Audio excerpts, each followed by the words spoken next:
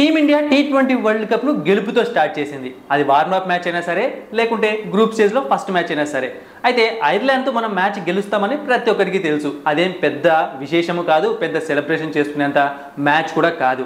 కానీ ఐసీసీ చేసిన ఒక పెద్ద తప్పు గురించి ఇప్పుడు మనం ఈ వీడియోలో మాట్లాడుకోబోతున్నాం. అవును, ఇంటర్నేషనల్ క్రికెట్ కౌన్సిల్ ఎన్నో లీగ్స్ను, ఎన్నో టోర్నమెంట్స్ను సక్సెస్ఫుల్గా కంప్లీట్ చేసిన ఈ ఐసీసీ ఈ టీ20 వరల్డ్ కప్లో మాత్రం చాలా పెద్ద తప్పు చేసింది. దానివల్ల వ్యూవర్షిప్ అండ్ అలాగే మ్యాచెస్ చూసే ఇంట్రెస్ట్ కూడా ఎవరికి రావట్లేదు. అండ్ అలాగే ఒక 3 మ్యాచ్లు రిజల్ట్ అన్నది తారుమారు అయ్యే అవకాశం క్లియర్గా కనిపిస్తుంది. అందులో ఇండియా వర్సెస్ పాకిస్తాన్ ఉంది. దాని గురించి తెలుసుకోబోతున్నాం. వీడియో మొత్తం చూడండి.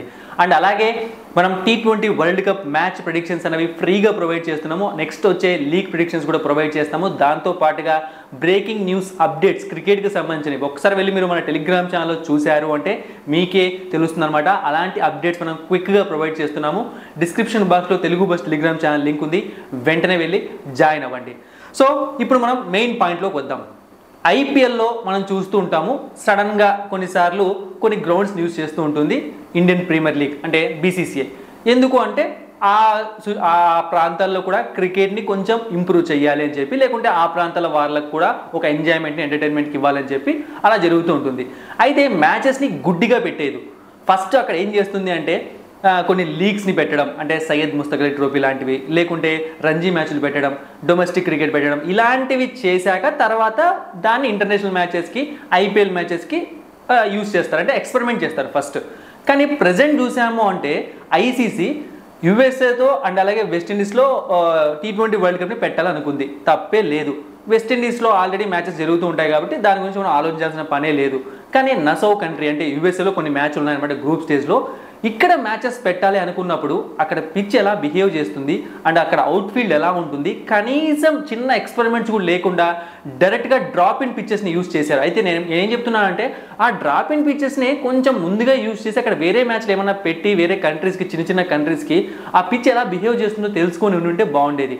ఇప్పుడు ఒకసారి మనం మ్యాచెస్ చూసాము అంటే ఈవెన్ మనకు ఐర్లాండ్కి జరిగిన మ్యాచెస్ అయినా, అంతకుముందు ఆ పిచ్లో జరిగిన మ్యాచెస్ చూసుకున్నా, పిచ్ ఎలా బిహేవ్ చేస్తుందో బ్యాట్స్మెన్కు ఏ మాత్రం అర్థం కావట్లేదు. ఈ విషయం స్వయంగా రోహిత్ శర్మ మ్యాచ్ అయిపోయాక చెప్పాడు.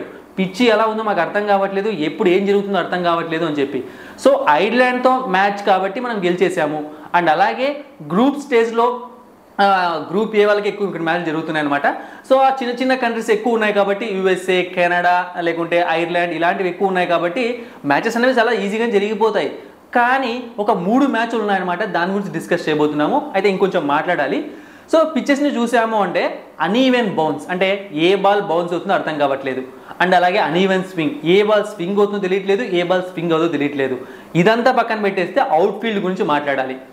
అవుట్ ఫీల్డ్ యాక్చువల్గా చాలామంది కామెంటరీ వింటున్నారంటే చెప్తూ ఉన్నారనమాట. బేస్ బాల్ కోసం యూజ్ చేసే గ్రాస్ని పెంచారనమాట. అక్కడ బేసిక్గా యూఎస్లో అక్కడ బేస్ బాల్ ఎక్కువ ఆడతారు కాబట్టి. సో బాల్ పడ్డాక కనీసం ముందుకు కూడా వెళ్ళట్లేదు. అంటే 4 వెళ్తుంది అనుకున్న బాల్ 2Dతో సరిపెట్టుకోవాల్సి వస్తుంది. 6లు కొట్టాలనుకుంటే గ్రౌండ్ అయితే చిన్నగా కనిపించట్లేదు. సో ఇలాంటి పిచ్చెస్లో మ్యాచెస్ని పెట్టే ముందుగానే ఎక్స్పెరిమెంట్ ఎందుకు చేయలేదు, పూర్తిగా ఫెయిల్ అయిందని చెప్తున్నాను. మీరు అనుకోవచ్చు ఏముంది పెద్ద పెద్ద టీమ్స్ గెలిచేస్తాయి కదా అని చెప్పి. ఇక్కడ నేను అన్ని విషయాలు ఆలోచిస్తున్నాను. కేవలం ఎంటర్టైన్మెంట్, ముఖ్యంగా ఎంటర్టైన్మెంట్ గురించి చూసుకుందాం. మనకేం 230లు 240లు అవసరం లేదు. కనీసం 170, 180 స్కోర్స్ వస్తే చూడడానికి మ్యాచ్ ఇంట్రెస్ట్ వస్తుంది. అది ఏ టీంతో అయినా సరే. ఆ ఇంట్రెస్ట్ ఎక్కడా కనిపించట్లేదు. దానికి తోడు వ్యూవర్షిప్ భయంకరంగా పడిపోతుంది. అందరూ కూడా జస్ట్ ఈ సోషల్ మీడియా ప్లాట్ఫామ్స్లో స్పోర్ట్స్ని చూస్తూ ఉన్నారు. ఈ విషయాన్ని నేను ఫస్ట్లోనే చెప్పాను అనమాట. వార్మప్ మ్యాచ్ అయిపోయాక ఇలాంటి పరిస్థితి ఇలాగే కొనసాగితే ఈసారి మ్యాచెస్ ఎవరు కూడా ఫోన్స్లో చూస్తారు తప్పితే మ్యాచ్ లైవ్గా చూడరని చెప్పి అదే జరుగుతుంది. అండ్ ఇప్పుడు మనం 3 మ్యాచ్ల గురించి మాట్లాడాలి. రిజల్ట్ తారుమారయ్యే మ్యాచ్లు. ఎందుకంటే ఇలాంటి పిచ్చెస్ ఉన్నప్పుడు బౌలర్ స్కిల్ కన్నా ఎక్కువగా బాల్ ఎటు తిరుగుతుందో ఏమవుతుందో తెలియక అనుకోకుండా వికెట్స్ పడడం ఎక్కువగా జరుగుతూ ఉంటుంది. ఫర్ సపోజ్ ఒక మంచి బ్యాట్స్మెన్ ఉంటాడు. ఆ బ్యాట్స్మెన్ కొన్నిసార్లు మంచి బాల్స్ వచ్చినప్పుడు డిఫెండ్ చేస్తూ ఉంటాడు. కానీ ఏ బాల్ డిఫెండ్ చేయాలో అర్థం కావట్లేదు. షాట్ కొడదాం అనుకొని ముందుకు వెళ్తే ఆ బాల్ ఇంకా బౌన్స్ అవుతుంది. కొన్నిసార్లు బౌన్స్ వస్తుంది కదా అని చెప్పి కొంచెం జాగ్రత్తగా ఆడదాం అనుకుంటే ఆ బాల్ వికెట్స్కి వస్తుంది. సో ఇలాంటి జరిగినప్పుడు వికెట్స్ ఎలా పడతాయో చాలా కష్టం. అంటే ఇది బ్యాట్స్మెన్ కాదు, ఈ గ్రౌండ్లో జరుగుతున్న గేమ్స్ అన్నీ కూడా బౌలర్స్కి జరుగుతాయి. అయితే ఒక 3 మ్యాచ్లు అనమాట. ఒకటి ఏంటి అంటే సౌత్ ఆఫ్రికా వర్సెస్ నెదర్లాండ్ ఒక మ్యాచ్ ఉందన్నమాట. సో మీకు అందరికీ తెలుసు నెదర్లాండ్స్కి 100 ప్రాబ్లమ్స్ ఉండొచ్చు, సౌత్ ఆఫ్రికా పైన గెలవడం ప్రాబ్లం కాదని చెప్పి బ్యాక్ టు బ్యాక్ కొన్ని టోర్నమెంట్స్లో ప్రూవ్ చేసింది. సంవత్సరానికి ఒకసారి పర్ఫామ్ చేసినా ఖచ్చితంగా బాగా పర్ఫామ్ చేస్తున్నారు అగైన్స్ సౌత్ ఆఫ్రికా. సో ఈ మ్యాచ్ రిజల్ట్ అనేది చెప్పడం చాలా కష్టం అనమాట ఈ గ్రౌండ్లో. అండ్ నెక్స్ట్ ఇంకొకటి ఇండియా వర్సెస్ పాకిస్తాన్. నేను ఒక వీడియోలో చెప్పాను ఇండియా వర్సెస్ పాకిస్తాన్ ఇండియా ఖచ్చితంగా హాట్ ఫేవరెట్ అని చెప్పి. ఇప్పటికి కూడా ఇండియానే హాట్ ఫేవరెట్. కానీ ఇలాంటి పిచ్చెస్లో ఏం జరుగుతుందో తెలియనప్పుడు ఏమవుతుందో కూడా మనం ముందే చెప్పలేము. సో టీమిండియా చాలా జాగ్రత్తగా ఆడాల్సిన అవసరం ఉంది ఈ పిచ్లో అగైనెస్ట్ పాకిస్తాన్. అంటే జాగ్రత్త కూడా ఇక్కడ పనికిరాదనమాట. జస్ట్ లక్ ఫేవర్, ఏ టీంకి లక్ ఉంటే వాళ్ళు గెలిచే అవకాశం ఎక్కువగా ఉంటుంది ఇలాంటి పిచ్చెస్లో. అండ్ నెక్స్ట్ ఇంకొకటి సౌత్ ఆఫ్రికా వర్సెస్ బంగ్లాదేశ్. ఈ మ్యాచ్ కూడా అంత ఈజీగా జరిగే అవకాశం లేదు. సో ఇలాగా ఈ 3 మ్యాచ్ల రిజల్ట్ తారుమారు అయినా కూడా ఆశ్చర్యపోనవసరం లేదు. పిచ్ కారణంగా, అది ప్లేయర్స్ కారణంగా కాదు. అప్పుడు మీరు అంటారేమో ప్లేయర్స్కి స్కిల్ ఉంటే ఎక్కడైనా ఆడతారని చెప్పి. స్కిల్ ఎలా ఉంటుంది అంటే ఈ పిచ్ బౌలింగ్ అనుకూలిస్తుంది, ఇక్కడ జాగ్రత్తగా ఆడాలి, అది స్కిల్ యూజ్ చేసుకోవడం.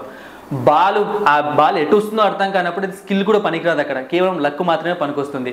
అండ్ ఇంకొక విషయం, ఇక్కడ ఒక చిన్న మనం ఊపి పీల్చుకోవాల్సిన విషయం ఏంటి అంటే చెప్పాను కదా స్టార్టింగ్లోనే, గ్రూప్ స్టేజ్లో మ్యాచెస్ అన్ని కూడా చిన్న చిన్న టీమ్స్తో ఉన్నాయి కాబట్టి పెద్దగా అప్సెట్లు జరిగే అవకాశం అయితే కనిపించట్లేదు. ఎందుకంటే చిన్న చిన్న టీమ్స్ ఎక్కువ ఉన్నప్పుడు వాళ్ళపైన పెద్ద టీమ్స్ ఎలాగో గెలిచేస్తాయి. కానీ ఏమైనా జరిగి ఆ అప్సెట్ అనేది ఎక్కువగా జరిగితే, for suppose Pakistan versus America, లేకుంటే మనకే ఇంకొకరితో జరిగినప్పుడు ఏదైనా మ్యాచ్లు ఓడిపోయాయి అనుకోండి, ఆ పొజిషన్స్ మారిపోతే సూపర్ ఎయిట్లో చాలా ఇబ్బందులు పడే అవకాశం ఉంటుంది. సో నాకు తెలిసి ఐసీసీ మాత్రం చాలా పెద్ద మిస్టేక్ చేసింది. మరి ఈ పిచ్చెస్ పైన మీ అభిప్రాయం ఏంటో కామెంట్ సెక్షన్లో తెలియజేయండి.